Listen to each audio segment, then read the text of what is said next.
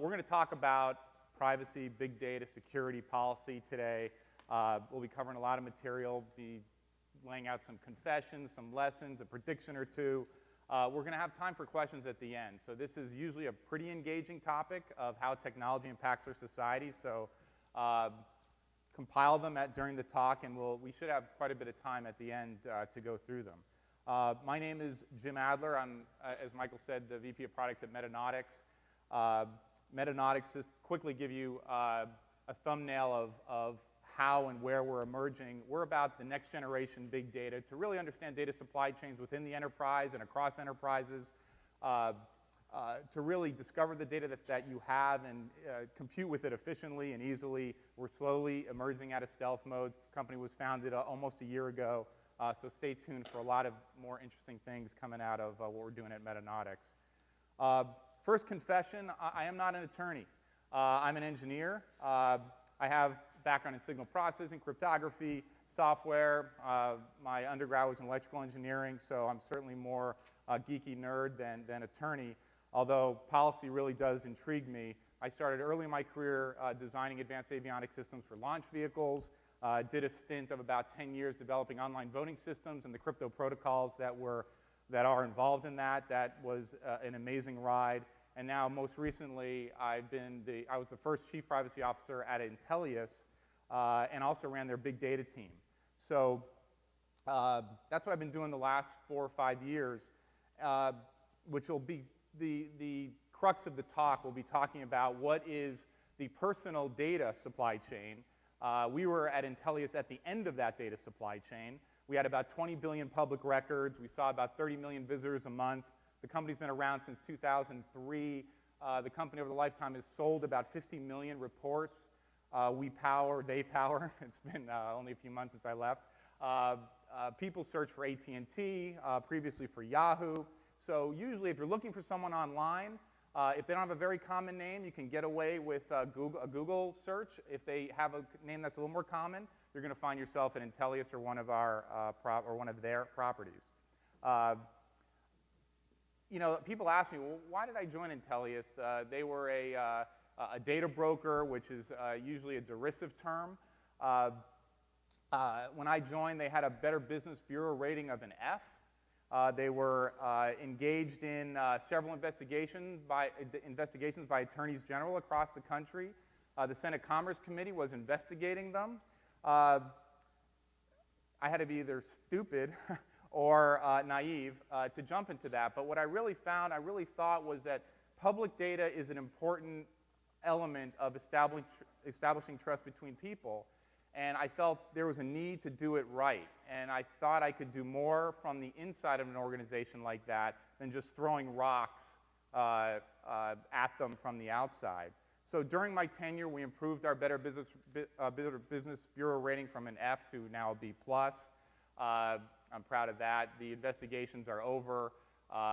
We've established the industry as something that is reputable and trustworthy, at least in some eyes. But I didn't do that alone, far from it. When I first joined Intellius, I did a privacy listening tour of our toughest critics. Actually, it was a much more modest tour. We looked at people that were really at risk for the kind of data that we provided. And at-risk groups included folks like victims of domestic violence and elected officials and police officers and judges.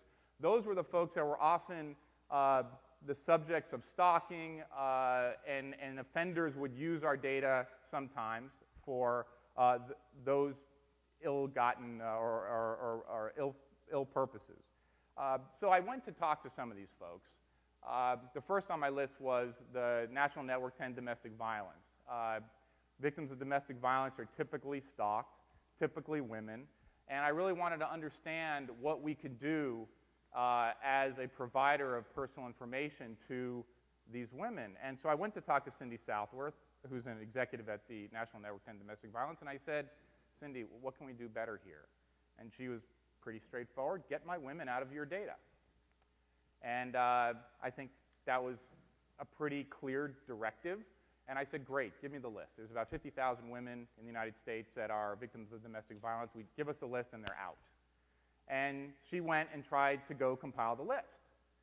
And she came back and said, you know, Jim, these women, they really don't like to be on any lists. I mean, that's the last thing they want to be on is on a list. And I said, okay, how about we give them a PIN and they could log in to opt out their record? And she kind of shopped that for a bit, and she came back and she said, you know what would really be helpful? Why can't these women just suppress their latest contact information? They don't want to opt out their entire profile. I'm like, why? Because offenders will know that the women are proactively managing their profile and incent them even more. Will incent the offender even more, incent the offender even more. And so what would be nice if the trail just ran cold. The most safety-sensitive information is the contact information. Can you just wipe that out? I thought that was a great idea. And I thought it was not just a good idea for at-risk groups, I thought it was a good idea for our customers. And so I really started to cook this idea that wouldn't it be nice to be able to have access to your own background check and be able to manage the privacy profile around your own background check. And I started to think about this more deeply, and then I talked to another privacy advocate, a woman by the name of Sally Applin, and she's an anthropologist and a product designer. She designed Go-Gurts years ago because they look like bananas, and so kids, you know, they love bananas, so she put yogurt in something that looked like a banana, and of course Go-Gurts are a huge hit for, I know they were for our boys. They love Go-Gurts. And so I asked Sally, what do you think of you know, our product, and what can we, same questions I asked Cindy, and she said, you know the problem with Intellius? You guys are all about voyeurism and not enough about narcissism. I'm like, yeah, I think you're right. And it's the same note that Cindy echoed. Show me my own background check. And so we did. There's a site now called TrueRep.com. It's a free site. You can look at your own background check after you're appropriately authenticated through a knowledge-based authentication. You can execute privacy controls on that site. You can suppress your latest contact information. You can also do something that no one in the domestic violence community or at-risk group or privacy community asked for, but I thought was a really interesting idea that came from a buddy of mine. When I started at Intellius, he looked up his background check, and he had a criminal charge on his record, and the charge was criminal trespassing. And he said, Jim, there's a criminal trespassing offense on my record. All I did was jump the fence at a concert in college. It sounds like I broke into a house. Can't you change it? I said, well, that's how the county reports it. We don't change it. We can't change it. Well, will we change it too? Well, why can't you at least let me comment on it and provide my side of the story so if someone sees that record, they will know my side of the story. I said, that's a good idea. We could do that. And so this site lets you do that too. So you can actually comment. So anyone that pulls your background check will actually see your comment right next to any charges. So I think this is maybe a little ahead of its time. I think there's going to be more and more access to your own information and the ability to manage it effectively. It's public information, but you should have a voice in it so that it's perceived correctly. And I think it's your responsibility to manage, and your right to manage your own public data. So popping up a level and sort of looking at data generally, not a big surprise, there's a lot of it. Between the time, and I know some of you may know this, from the time that the first cave people drew on walls till about 2002, there's 20 exabytes of data transferred, created, stored, moved around, that kind of thing. 4 times that was moved around, created, stored in February of this year. February is a short month, so probably more than that. Part of this stacklet of data, one of these stacklets of data was personal data.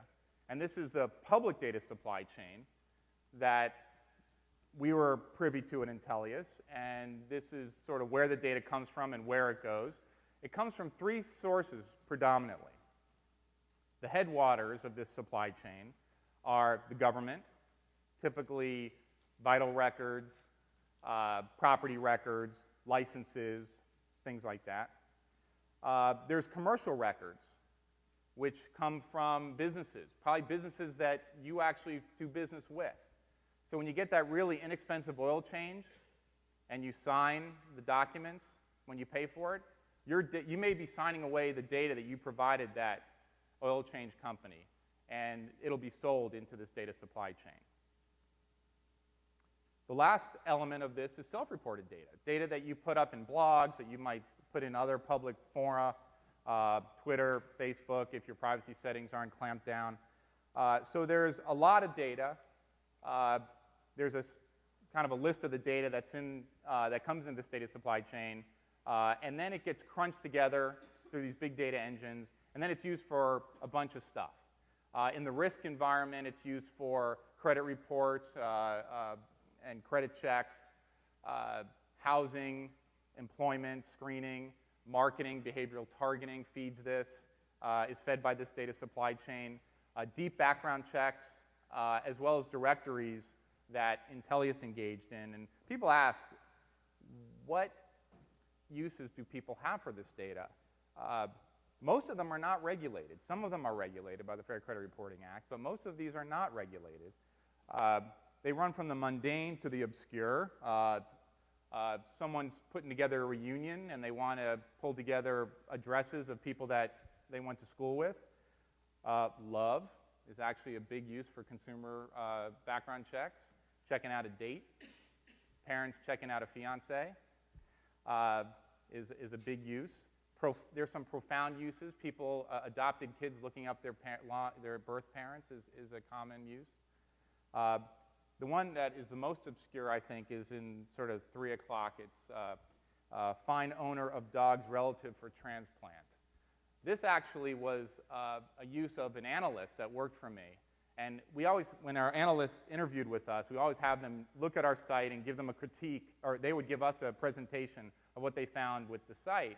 And she came in and said, you know, I used the site a couple years ago. My dog needed a bone marrow transplant, so we needed to find my dog's sibling. So we had to find the owner of my dog's sibling, and we used Intellius to do that.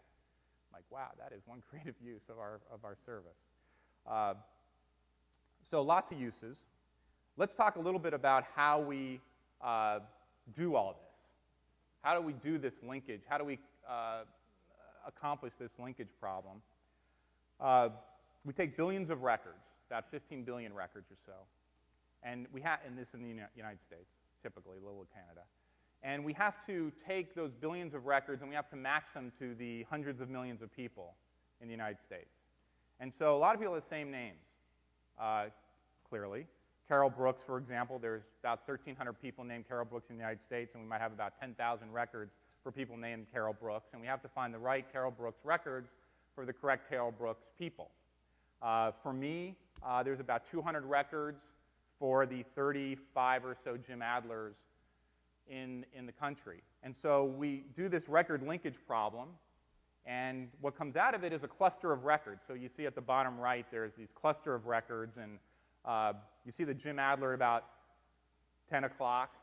That's an ambulance-chasing lawyer from Houston, Texas, who is the bane of my online existence because he really punches records out there, and he always shows up higher than me in Google. And I'm the lame Jim Adler at about 8 o'clock from now Mountain View, California. So this is the cluster of all the Jim Adlers that exist. And so these are available for purchase at places like Intellius and other sites where you can get these profiles. We also offer opt-out. So you can opt out, not just suppression of your latest contact information, but for free, you can opt out a profile. And people ask, when someone opts out, do you delete the record, delete the profile? Confession, no, we do not. And there's something called the Fair Information Practice Principles that talk about data minimization and minimal use and things like that, fair use of data. And people ask, why don't you delete the data? Because we feel that we certainly suppress it. We certainly honor the opt-outs. We'd be in big trouble with the Federal Trade Commission if we didn't honor the opt-outs. But sometimes we can do better by not totally erasing the data. And here's an example. So here's 2 records. Here's a profile with 2 records, a Jane Hampton from Peoria, Illinois. We have 2 records for her. One has her date of birth. She's about just turned 15 years old. She's a minor. Now, you might ask, why do you have minor data in your information cache at all? Sometimes it gets in there. As much as we don't want data on minors, sometimes it gets into this data supply chain, and we don't know where it comes from. We are voracious, or Intellius is, and other data brokers are voracious acquirers of data, and sometimes data from minors gets in there. And so we put it together. We put these two records together. One record has the date of birth. The other record does not have the date of birth, and we link them through our linkage engine. And then we would opt it out because we don't serve profiles on minors. So then if we did follow the data minimization principle of FIPS, the Fair Information Practice Principles, we would then erase this profile. But what if we got another record the next month, but it had no date of birth on it? It was this Jane Hampton, and there's her email address. If we had totally erased the opted-out profile, we'd have nothing to match it against. We wouldn't know that Jane Hampton is a minor, and we would end up serving this profile with her email address. However, if we kept it, we would now have two records in a profile for a minor, and the new record would snap into that profile because we'd be able to match it at least by email, and now we could opt out the entire profile. And now no information on Jane Hampton, the minor, would actually leak out onto the site. So I think there's sometimes there are reasons why if you follow the letter of some of these principles, you end up delivering poor service. And I think that's where a little innovation, a little thoughtful, objective reasoning comes into play. So that's a little bit of detail on the personal data supply chain. Let's get some altitude on the history of this, at least how I've been thinking about it for a while. A while ago, 150 years ago or so, towns were pretty small. I love this Oscar Wilde quote: "The only thing worse than being talked about is not being talked about." And this is a painting by Norman Rockwell called The Gossip. And I spent about a couple years of my youth in Greensboro, Alabama. And I think the population now is 2,500. I think when I was there, the population was like 1,200. And the town is small, and everybody knew everybody else. And when you cut school, the whole town knows by dinner, literally dinner, that you cut school. There was the reasonable expectation of privacy, which is actually a legal term, was very low. A friend of mine, Ralph Monroe, who was Secretary of State in Washington for a lot of years, he grew up on Bainbridge Island, and they had a party line down at the harbor, the only phone line. This is, I think, in the 40s. And everybody was listening, always listened to the party line, a telephone from Bainbridge Island. There was no expectation of privacy. It was a different time.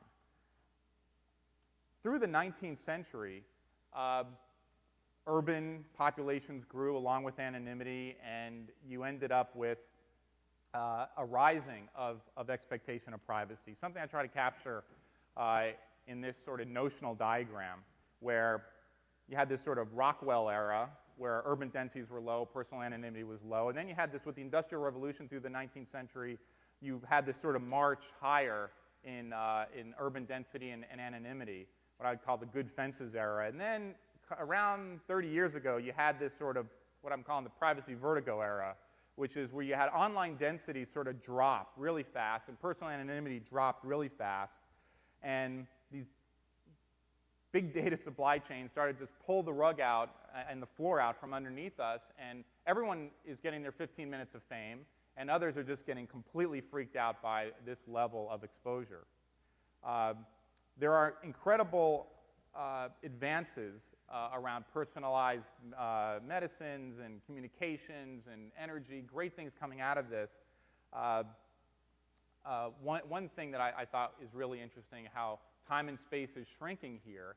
I grew up in Miami, Florida. I haven't been back. I haven't lived there in probably 35 years. I get a Facebook friend request from a buddy from high school, out of the blue. And this was a few years ago. And so across 35 years and 3,000 miles, I get this friend request. And he was a good buddy, kind of a roughneck kind of kid. Certain parts of Miami are less savory than others. And I really, I had my kids on there, on the site, my family, all the pictures, and I'm like, should I really accept this friend request from this guy? So what do you think I did? I background checked him, because I could. And he had priors, actually, but nothing violent, nothing violent. So I said, well, okay, he had a rough time in the 90s. He got married, had a kid, kind of cleaned his act up. Yeah, a little drug trafficking. Okay, what are you going to do? It is the 90s. So I accepted his friendship, and it's been fine. And no cautionary tales to tell. But I think this level of information, it's all public record, it's public information. It let me make an empathetic decision about someone's life and whether to include them in mine. And I think that's a new world. There's no physical proximity there, or even temporal proximity. So it's fascinating. And when you look at privacy from the context of culture and history, it's really interesting. And one of the things it's interesting to look at is sort of this EU versus US privacy model. It's deeply cultural. In the United States, we value disclosure above discretion. Values of speech and press and assembly are really values of disclosure, where the European Union really values discretion more than disclosure. They value privacy and due process and equal protection. Not that we don't. It's an issue of balance. The EU views us as somewhat reckless, and we view them as somewhat conservative and stodgy. It reminds me of that George Carlin quote that, you ever notice everyone driving faster than you is a maniac and everyone driving slower than you is an idiot? I think that's what the EU views us as maniacs, and we view them as idiots. And I don't think anybody's right here. I think it's just where you stand, everyone who's not like you or doesn't think like you is wrong in some sense. And I don't think that's true at all.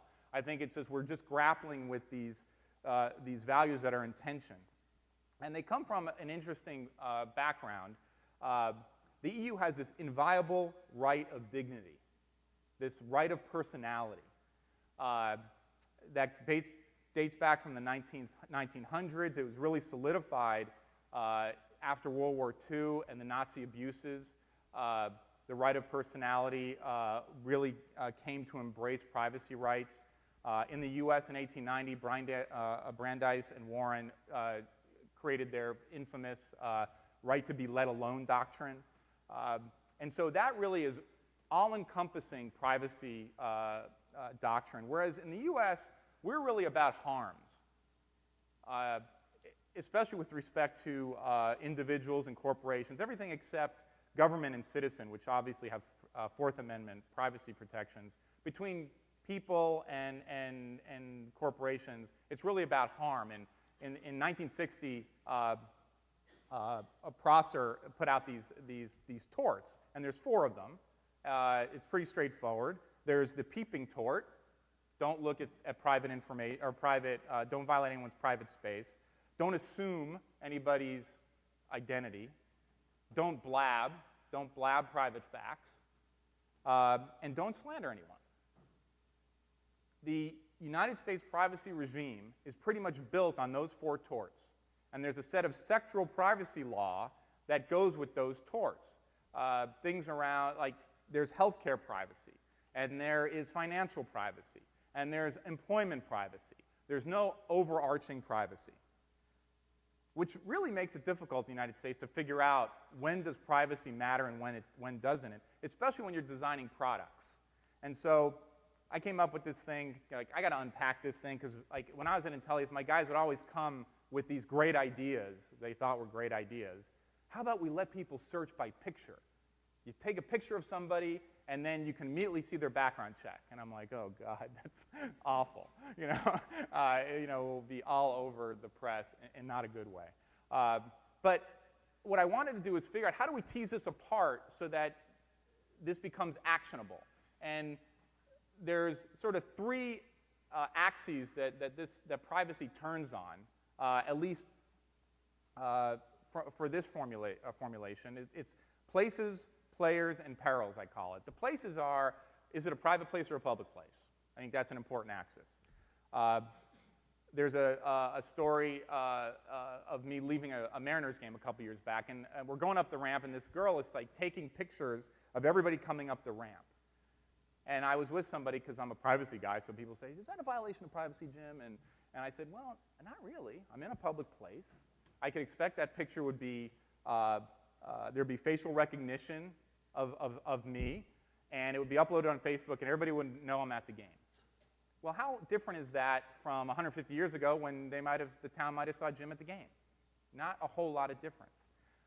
So it's important to understand when you're in public and when you're in private, and sometimes it's hard to tell, which we'll look at in a minute. The second axis is players. Are these powerful players, or is there a big power difference between the players, like a citizen and a government, or are they peers? And then fundamentally, what can go wrong? I think that is a big issue. What are the perils?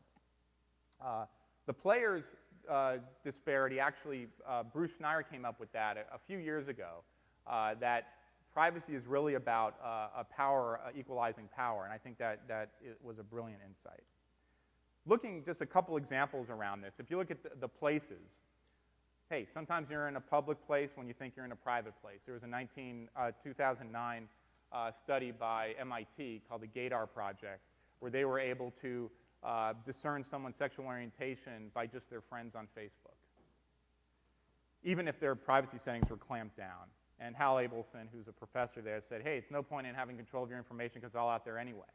And I think he makes a point. There are things that people are going to derive from public data that is private. And I think that is a really important issue that we're going to talk about in a little bit. Here's one that I really love. Behavioral targeting. I don't know how many Twilight Zone fans we have. I figured this audience, we got to have some Twilight Zone fans. If you look at social media, services on the web, we're either paying with our money or we're paying with our data. I did this post a couple years ago called Your Privacy is Worth $5 a Month. And the way I came up with $5 a month is I just looked at Facebook's market cap, what their user base is, what the investor expectation on return would be, and I kind of backed out $5 a month.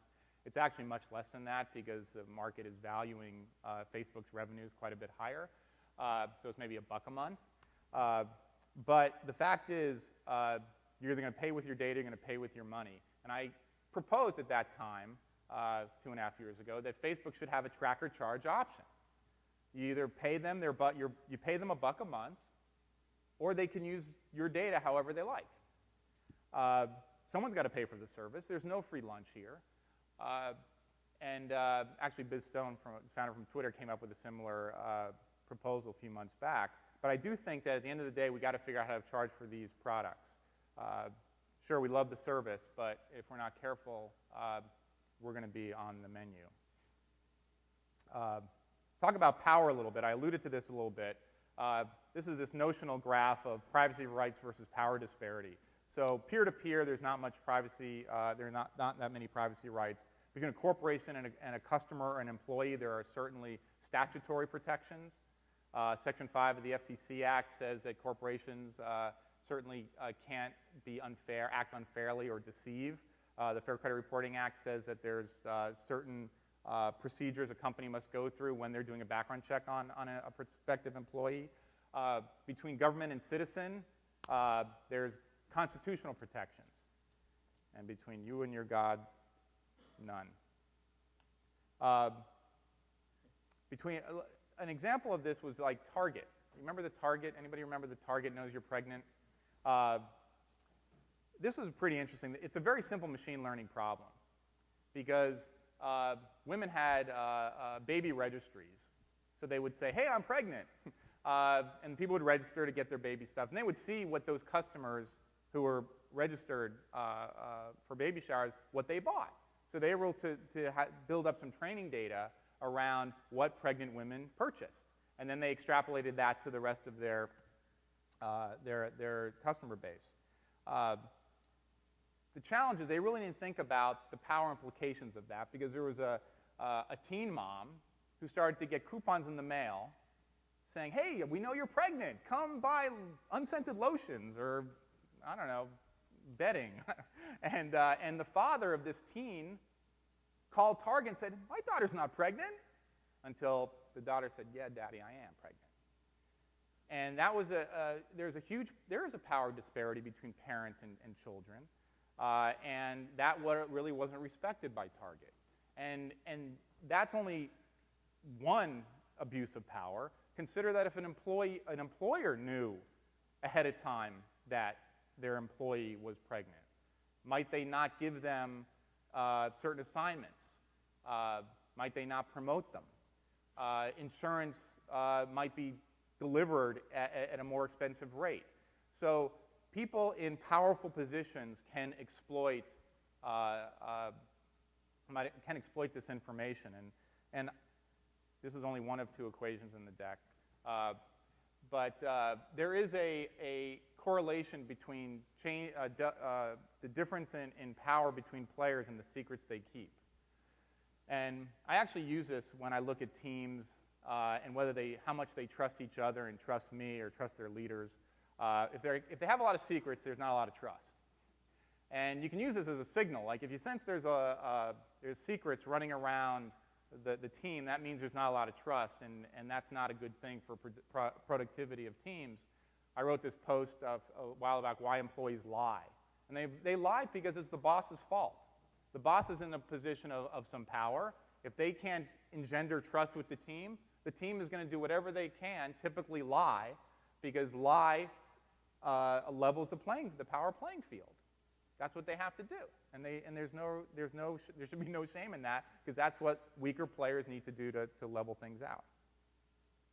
So putting this all together, these places, players, perils, cases. If you look on the vertical, more powerful players are on the vertical, more private places are on the horizontal, and on the right are the most private places, and on the left are the more public places, and powerful players on the top and weaker players on the bottom. And then you could do things like take cases that show up in the press and plot them on a graph like this. And the sphere, the size of the sphere, is how perilous the outcome could be. So I took a few, and I sort of collect these as a hobby. These are only I have probably 50 or 60 of them, but it would make the chart even noisier than it is right now. So let's walk through just a couple of these. So there was a case where the US deported a bunch of Brits because they tweeted that they're going to destroy America. And really what they meant was just going to party really hard. And so the TSA saw that and deported them. And so certainly public data, but in a very powerful player can really exploit that. And deportation is a major deal. I mean, incarceration, execution, deportation, those are things that only governments can do. There was a case of Ashley Payne in Georgia where she posted pictures of her vacation. Sort of, she was in Ireland, she was drinking Guinness or something, and she shared those on Facebook, and somehow the school board got wind of those pictures, and they fired her for drinking.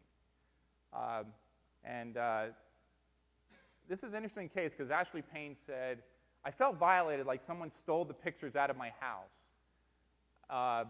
And I think she got that part wrong. It's not that no one stole the pictures. She shared the pictures, and sharing is this sort of gateway drug between private and public. It's sort of this slippery slope. You share something, and then all of a sudden it's out there.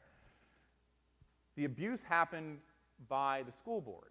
Unless your contract said you cannot drink at all while you're under contract, whether it's on our time or yours, the school board abused that information.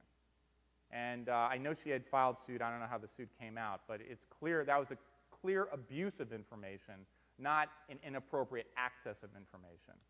I like this one too. The FBI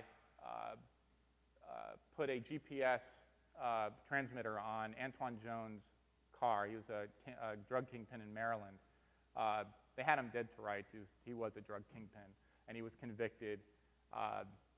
But the FBI put the GPS transmitter on his car without a search warrant, tailed him for a month, and obviously all that information clearly showed he was guilty. This case went to the Supreme Court. This Supreme Court voted 9-0. They don't vote 9-0 on anything. That this was inappropriate search, violation of Antoine Jones' Fourth Amendment. They vacated the conviction. Clearly a private place. But before this case, not so clearly, because your house is clearly private, but is your car private? And the judges ruled that your car actually is a private place, which I think was a victory for privacy advocates. But then something on the peer side of the spectrum, if you remember Tyler Clementi, a webcam captured him having sex, and he ended up committing suicide due to the public shame of it. And so it isn't just large power disparities that end in perilous outcomes. Sometimes a violation of privacy, even by peers, can end in perilous outcomes. So it's important to understand this sort of framework and figure out, if you're designing products, certainly where does your product land on this? And if you're doing an analysis, what's important? Who are the players? What is the space where you're gathering the data, and what potentially could go wrong? So now I want to switch away from the policy for a second and talk about technology a little bit. There's a lot of data out there. This is a study I did for a Strata talk I did earlier this year. Actually, this one was last fall. And I wanted to sort of understand if we wanted to take the capacity of a human brain and rent it at Amazon, what would that cost? And so Chris Westbury, University of Alberta prof, sort of guessed that the human brain has 20,000 teraflops of compute capacity and 2.5 petabytes of storage, and he didn't estimate I/O or network. But if you were just to buy that on Amazon, it would cost you $27 million a month today. However, the good news is, in 20 years, that'll cost you less than $700,000 a year, about $53,000 a month. And the reason I kind of did this analysis was we're doing all these inferences outside of our own brain. We're making inferences outside of being in the same room as someone. For example, when someone comes in and interviews for a job, you can guess their age, you can guess their gender, you can guess their race. So you're thinking all of this stuff, and usually that's okay. Of course you know. You know what, if they're showing, you know they're pregnant. If you act on those sorts of things, you have a problem. And so now the next question is, well, if a big data engine somewhere is making some inferences, should that be allowed even if those inferences are like way creepy and very objectionable? Should that big data engine still be able to derive those inferences? So this was motivated by a friend of mine, Daniel Tunkelang, who's he's the head of search at LinkedIn, and I was on a panel with some privacy advocates, and we were talking about deriving public or private facts from public data. And Daniel raised a hand, and he said, if you can't derive private facts from public data, it sounds like you guys are trying to define a new category of thought crime. And that just seems wrong. And that was a really good question, and the privacy advocates, we all looked at ourselves and were like, yeah, that's a really good question. I got to go think about that. And so I did. And so I went back to the source of thought crime, George Orwell, and said the problem with thought crime, and the reason it feels bad, is because everything else leads from thought. And 2,600 years ago, Lao Tzu said the same thing. Thoughts become words, words become actions, actions become habits, habits become character, your character becomes your destiny. Everything starts with thought. If you could stop thought, you can stop all these bad things. You might stop a few good things too, though. So if you look at thought and speech and action, we know that actions often are criminal. Sometimes speech is actually criminal, in the case of libel or slander, like we talked about with Prosser's torts. Conflict with a legitimate interest. I think Ed Snowden is having trouble with publishing things he shouldn't have published. But thoughts generally are not crimes. except in the case, the really weird aberrant case of conspiracy theory or conspiracy crimes. And usually that comes out of society's sort of existential response to a threat that is sort of beyond them. And you see conspiracy crimes around organized crime and terrorism, typically. But anything else, at every other time, conspiracy is not a crime. So this was sort of the ideology around, hey, is thought crime a real crime or not? Can big data engines do inferences? The conclusion is, yes, of course, big data engines can perform thought.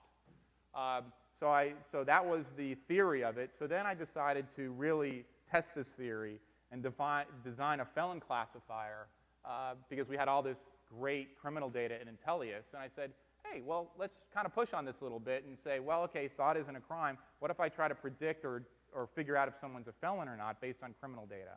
So there's actually a piece in today's Bloomberg News on this felon classifier. There's the link that talks to this in some detail, but I'll go through it a little bit with you. And in Intellius, we have criminal data for everybody in the United States, 250 million defendants, which if you think about that number for a minute, you know that's got to be wrong, because there's not 250 million people with a criminal record in the United States. There's a lot of duplication in that data. Usually, that data is crunched down to about 40 million defendants in the United States.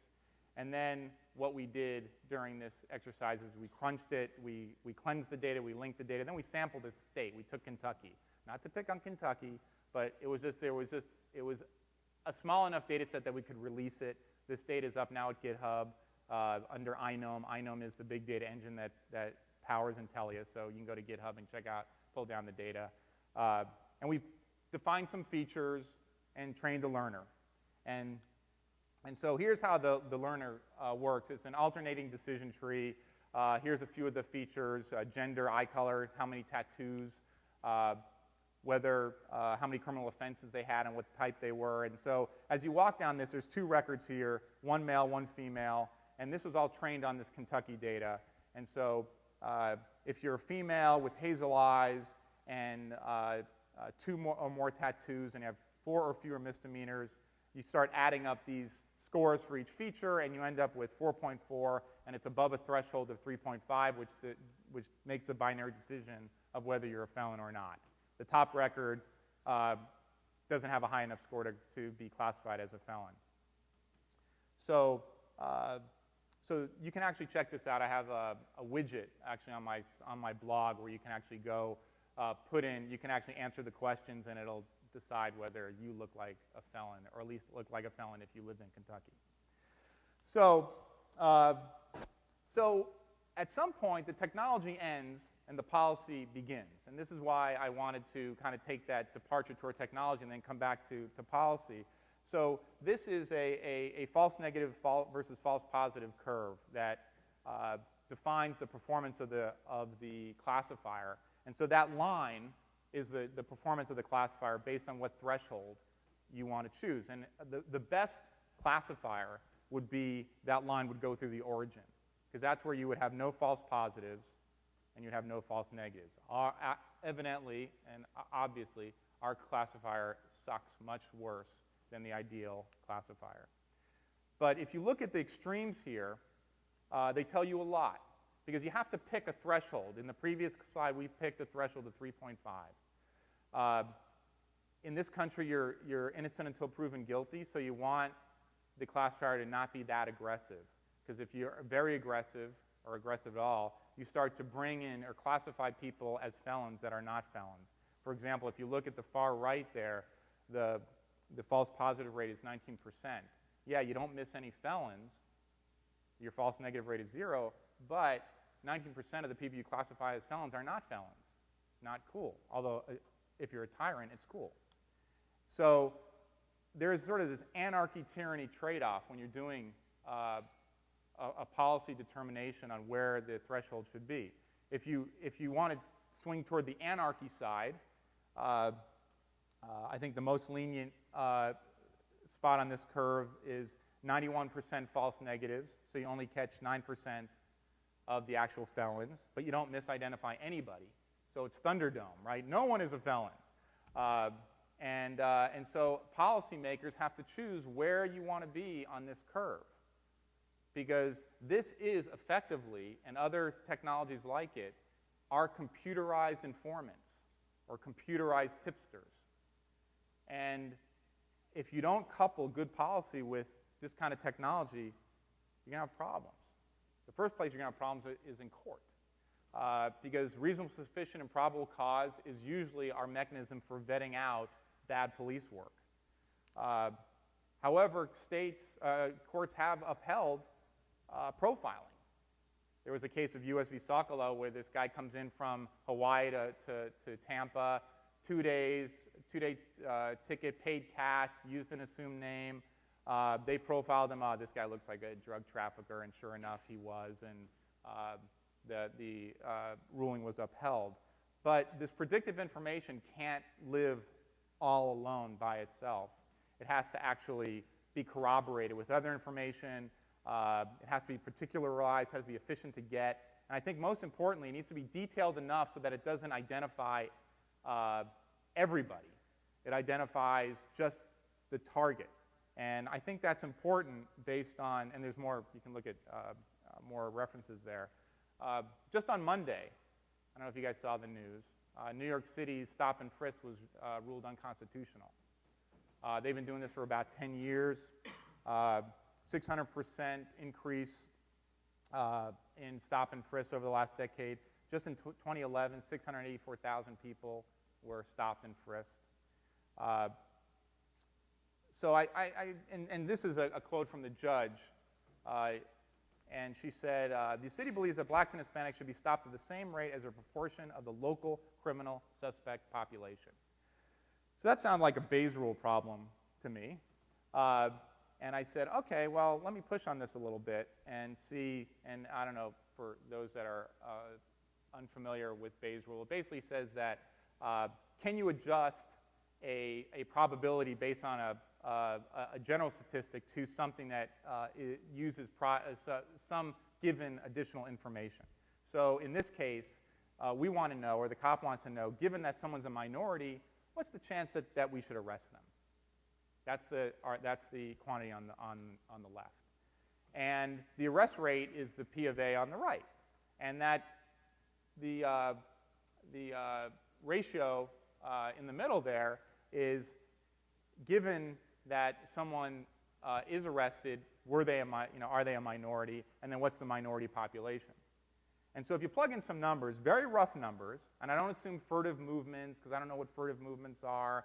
I'm assuming that just based on race alone, what's going on here? So if you say that New York City assumes that 87% of people that are arrested are minorities, and 50% is the minority population in New York City, which is blacks and Hispanics. And the general arrest rate is 5%. So given that you're a minority, should you be arrested is about 10%, which is twice the amount of the general population. And so if you're from the city, or a conservative blogger, which I've seen a few of them, saying, hey, there's a 100% greater chance that a minority stop is justified over a random stop. You're like, wow, 100%, that's a lot. But then if you look at this probability, what's the probability that someone's a minority and should not be arrested? That number is 90%. And the general population, it's 95%. So my question then is, if it's not okay to stop and frisk 95% of the general population for nothing, then why is it okay to stop and frisk 90% of the minority population for nothing? And it's almost as if, like at the airport, you walk through and certain people get to go through without getting checked, and other people have to get checked. That's a problem. So going to the national stage, this is back to our places, players, perils framework. And if you notice before, I ignored the NSA, citizen surveillance. This is an important one because we are really grappling as a country with the trade-off between security and privacy. And security, and there's a lot of security people here I know, security is probably at least 10 years ahead of privacy. I think generally security is easy to formulate. It's really hard to execute well. But privacy is just, it's hard to even formulate. And so typically, security loses out, or privacy loses out to security. It's sort of like in the, the old adage where, with respect to breakfast, the pigs are committed, but the chickens are involved. Security is about commitment, and privacy is really about involvement. And that's why privacy typically loses out to security. However, I think that's potentially long-term disastrous. And this is a quote by Alex Howard, who talks about data quite a bit, and I think he captured it pretty well when he said, we're being asked to trust without being able to verify. And I think that's a big issue around, as a democracy, how do we find the right balance point between security and privacy? And so President Obama is actually calling for more transparency in FISA courts and surveillance laws to be reviewed, which I think is great. I think we need more of that. It doesn't necessarily have to be the day that the FISA court rules, but soon after we should be able to know what actually was decided and why. This was really, though, kind of disturbing. The NSA chief announced plans to replace 1,000 system administrators with machines. If you know Edward Snowden was a system administrator. So I guess since he leaked this stuff, the obviously knee-jerk is get rid of everybody who has access to that and replace them with machines. I think that's a problem. And I think that if you look at sort of this pyramid of data leads to information, information, knowledge leads to wisdom, we usually don't get to the wisdom part. We're very good at being enamored with our tools and our toys, but we usually don't think about how they can impact our society in a substantially profound way. And so you got these things like government doesn't trust people, but they trust machines. You don't have much transparency into what they're doing. And wisdom is hard to come by. And then you have the sentient brain in the cloud in less than 20 years, possibly. I don't want to be alarmist, but I'm a little worried. I mean, what are we walking ourselves into that might be hard to walk ourselves out of? Hillary Mason is the chief scientist at Bitly. I think she's the emeritus now. She has this great adage, which I think I really like, which is math plus code is awesome. And yes, it is really awesome, but it's not always awesome. Sometimes it's not so awesome. I think we realized in 2008 that math plus code was not so awesome, where we had financial weapons of mass destruction that almost brought down the world's economy. So, like any good equation, can it be improved by a well-placed coefficient? Why don't we try to look at what are the values that we endow with our great technology and tools to make math plus code awesome? Because if the values are negative, it's powerfully negatively awesome. But if they're good values, then maybe they can really help things. The problem is that values are not very exact. They are often in conflict, like security and privacy, and security and liberty, and restraint and openness, and things like that. So we have to figure out how to get there from here. One last story. When I got out of school in December '85, I went to work for Lockheed, what's now Lockheed Martin. At the time, it was General Dynamics Space Systems in San Diego. And I was going to work on the space shuttle, and we're going to put our upper stage in the shuttle. So I show up for work January 27th, 1986. The next day, the shuttle blows up. And so we were on this government contract, so we were cooling our heels for about 6 months while they did the investigation into why this happened. And it turned out, as we all know, that the Rogers Commission was formed, and Richard Fineman, who I think all of you should know, Nobel laureate in physics, actually came out with the reason of why this happened. And it turns out it was a very cold Florida morning, and the O-rings lost their elasticity, and gas leaked, hot gas leaked, and punctured the main fuel tank.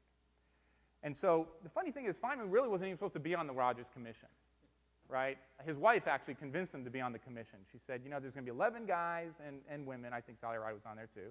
There's going to be 11 people in this knot running around from meeting to meeting, presentation to presentation. There's going to be one mosquito buzzing around looking for the answer, and that was Richard Fineman.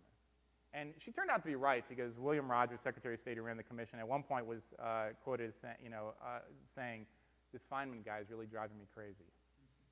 And yet he found the answer to this. And he wasn't an aviation expert. He was in the space industry. He's what I like to think of as an eclectic generalist. And eclectic generalists are these technologists that actually can endow the technology with the values of the culture. And Steve Jobs is famous for this, obviously. I love his quote from 1996. He says, the only problem with Microsoft is they just have no taste. And not in a small way. They have no taste in a big way. In that they don't think originally, and they don't endow their products with the values of the culture. And I think that's really important. If you look at Norioga, who was president of Sony in the 70s, he oversaw the development of the compact disc player. And he required that it had 74 minutes of audio on it. Why 74 minutes? Yeah, somebody knows his history. Beethoven's Ninth is 74 minutes. And he didn't want to change the CD. And so he drove the teams to get 74 minutes of audio on that CD. And I just love that story because it really shows that this cultural value of music and art was endowed into something that was critical for the age and something we rely upon now and have built on into what we take for granted now in music on demand. And you see that important dynamic over and over and over again. Because quite honestly, I would argue we are all making this stuff up as we go. Anyone who tells you different is either fooling you or fooling themselves. And I think there's sort of 4 stages that we go through. A friend of my son's drew this, Austin Alleman. You buy college kids beer, they will do anything for you. And so and I think there's this evolution of technology. You go from innocence, which is sort of denial, like there's no problem, and then you get this frontier stage. In privacy, certainly we were in this for a while, which is the just get over it, privacy's dead, promulgated by a lot of technology leaders. And then we often have this sort of over-rotation toward regulation. Like there's all these harms, we need to have regulation. And I think regulation is a very blunt instrument, and sometimes it's like scratching your back with a chainsaw. Yes, you'll get the itch, but there's a lot of collateral damage. And then you get to this innovation stage where I think you have smart regulation or smart policy connected to innovation. And so the question is really, how do you get there from here? And I would argue it's not how, but it's more who is important. And I've talked about geek suits and wonks for a while now, and I think those are the pillars of responsible innovation. I think if you have only 2 of the 3, you don't really have what's necessary and sufficient to get to the right answer. I think if you look at, because we're all making this up as we go, there's this sort of Overton window that you must have tension on either side in order to find the right answer. So you have to have this push-pull, tug of war to find the right answer, because honestly, we're just kicking around in the dark and we really don't understand where we're going. And we need this dynamic of debate and experimentation to get there. Because I think this cycle is really important. I think we invent things and then we question them and scrutinize them and criticize them. This crew clearly does that and embraces that, and I think that's really important. And then you need to do it again. Watch, listen, learn, and do it again. One of the objectives of Metanautix, the new company, is to really understand data flows and let companies understand the data they have and compute with it efficiently and easily, and I'm really excited about that because I think there's a lot of knowledge and wisdom out there that needs to be understood. So that's all I have. I really appreciate the attention. I think we have some time for questions, and I'd love to engage in a little bit of debate. Thanks.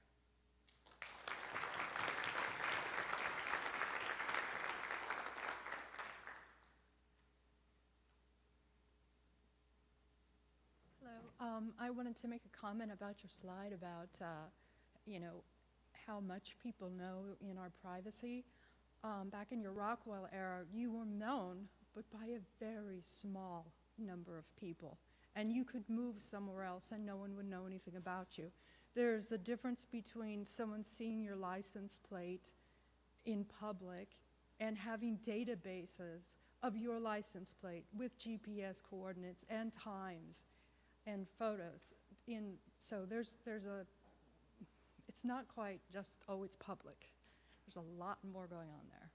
I would agree with you. The world is, my point is the world is shrinking, and these data sets are shrinking it.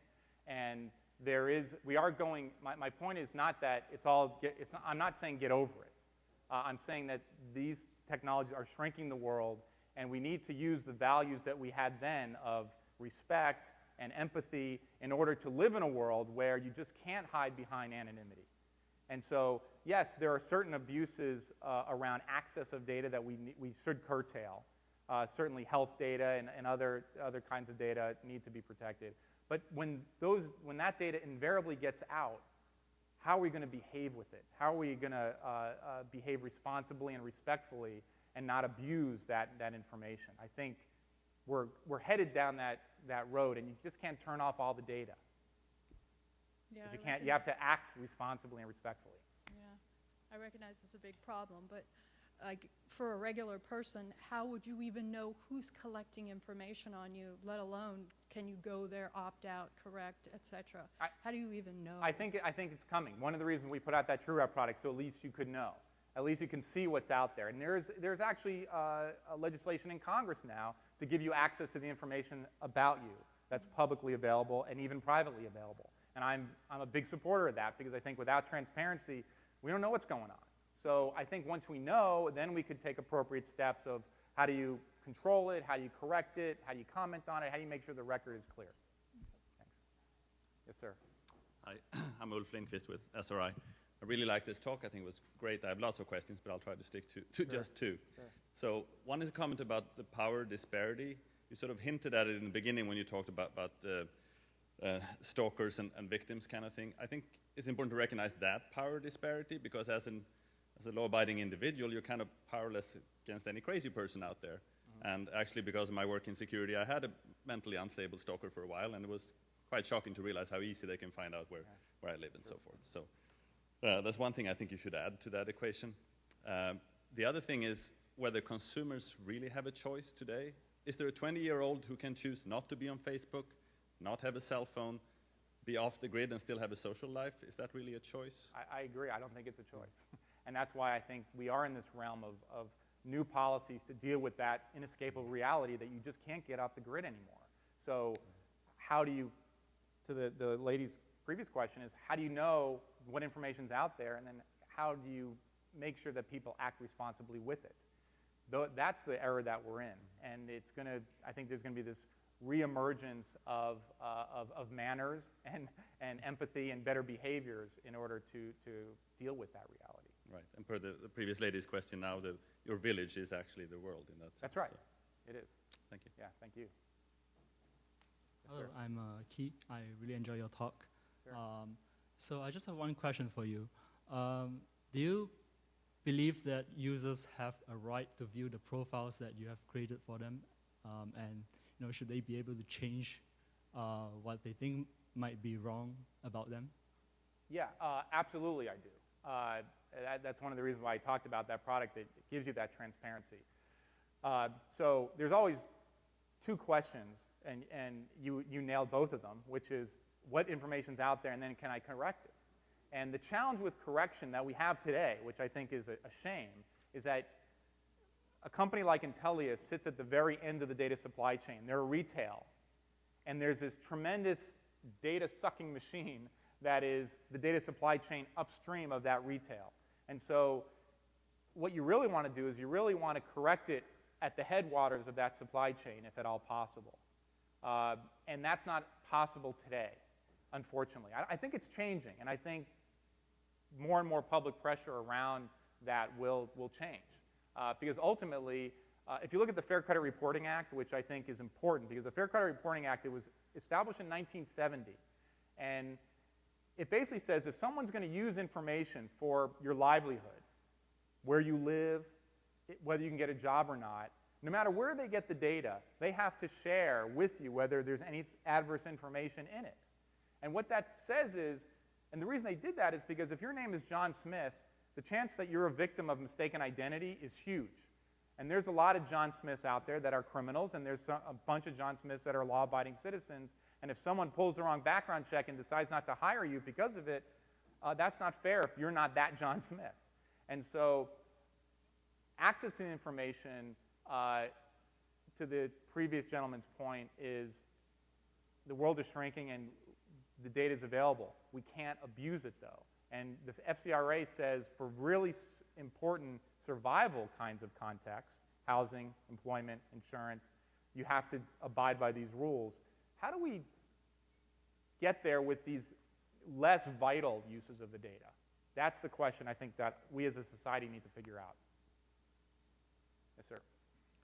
Joey Tyson, privacy advocate who now works for Facebook, so I definitely enjoyed this talk. I have two kind of related questions. First would be, do you see, as we move forward, as the technology gets better and we have more and more information that is kind of being gathered or created about people, even indirectly now, as we start learning with like re-anonymization attacks where you know, things can be inferred about you. Right.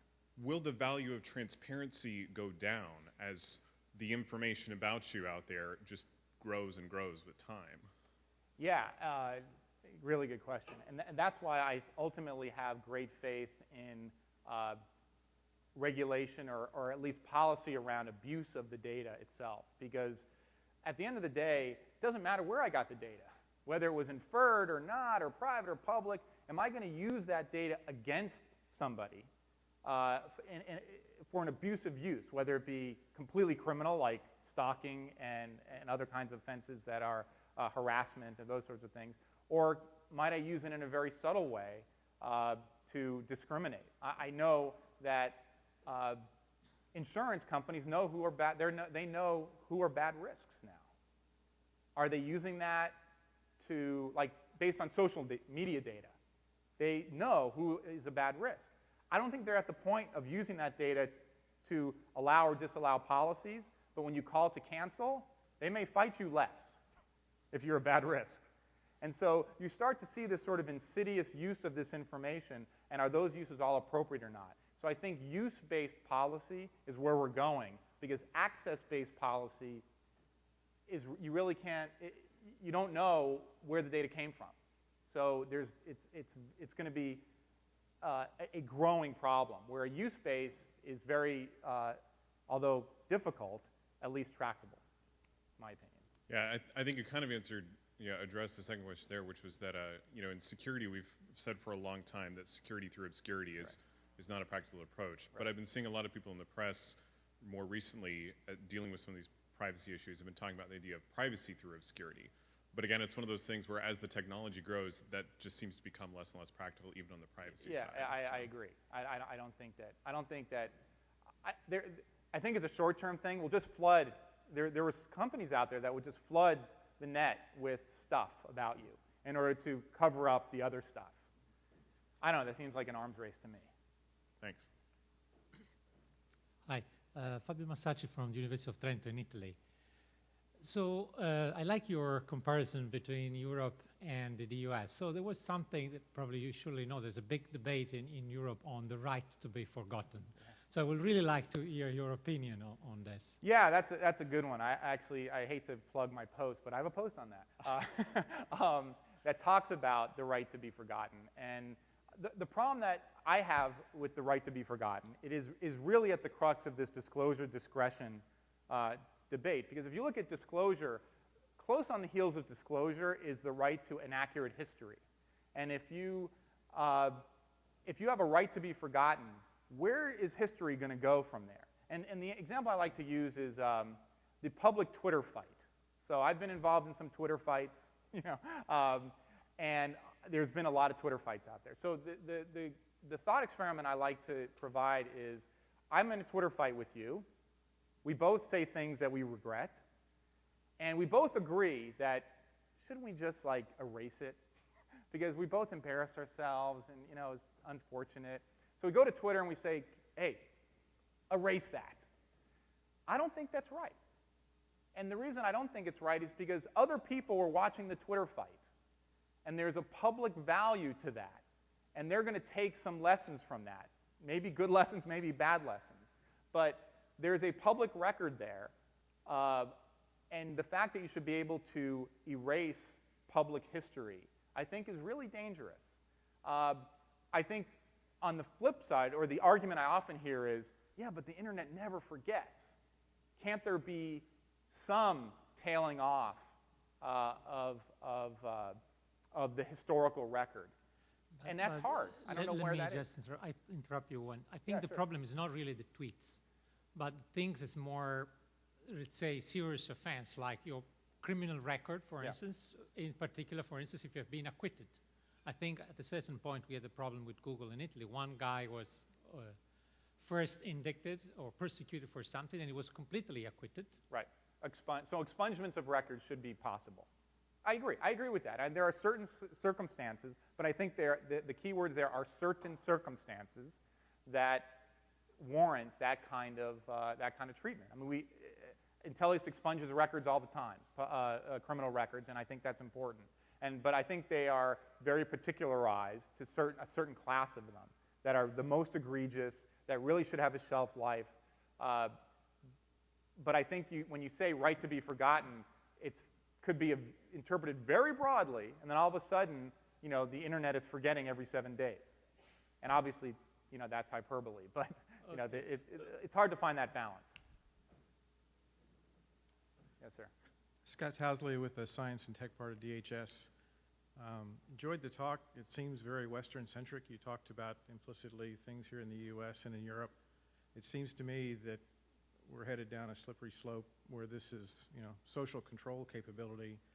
Have you thought about what Metanautix and your Chinese subsidiary is going to be doing with your technology in, say, 10 years to facilitate things and make people like Joseph Goebbels proud in terms of controlling everything that's going on in their society? Have you thought about that side of the equation?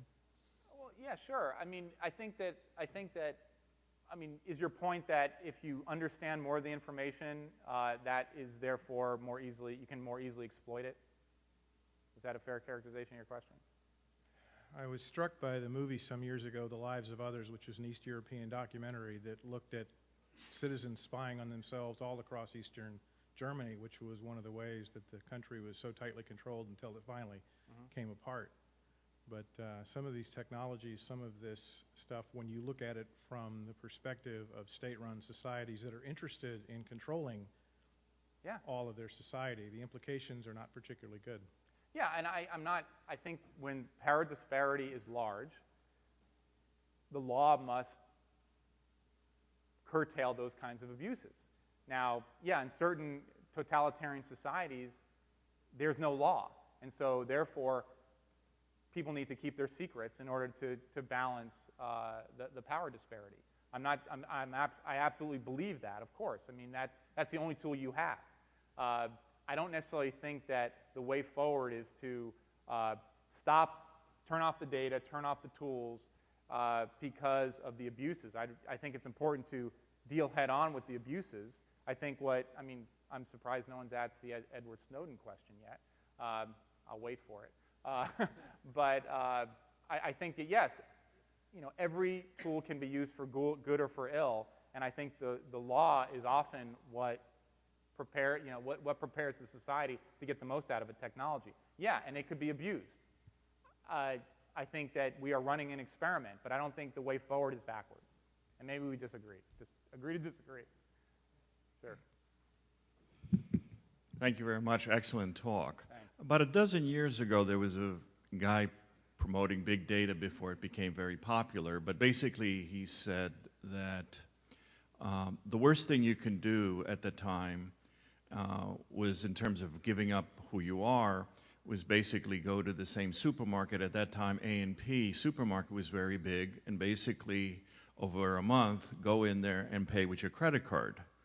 Because from that data, and they were getting about 1 terabyte of data from their cash registers every day.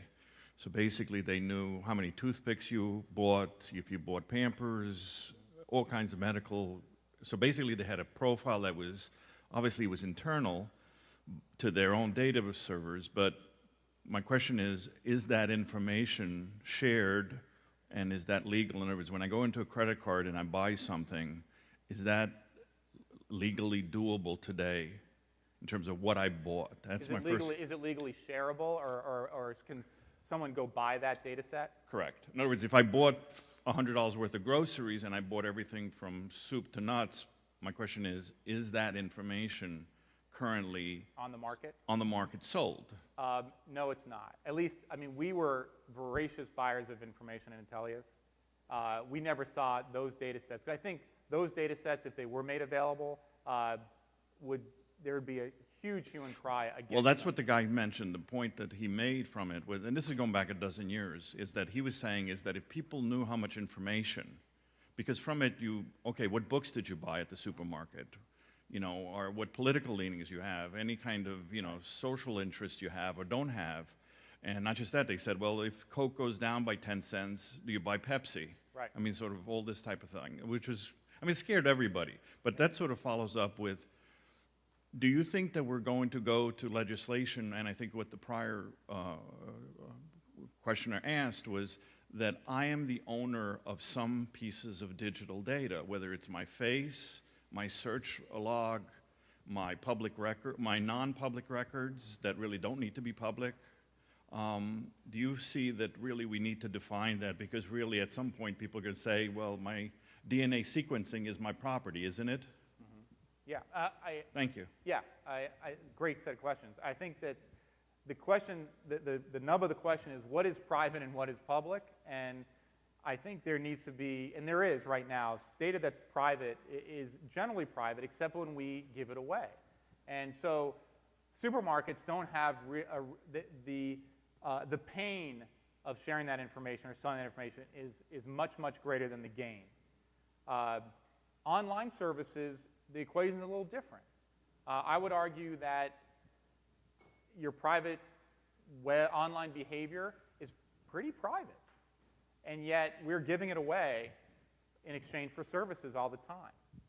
And that worries me because I think that the supermarkets have and the chains have a much bigger vested interest in keeping your private information private because it is so revealing than some of the online services.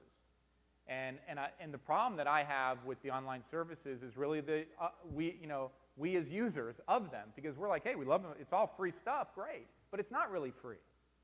And there's really no business model yet that's emerged that will allow me to pay for services with money instead of data.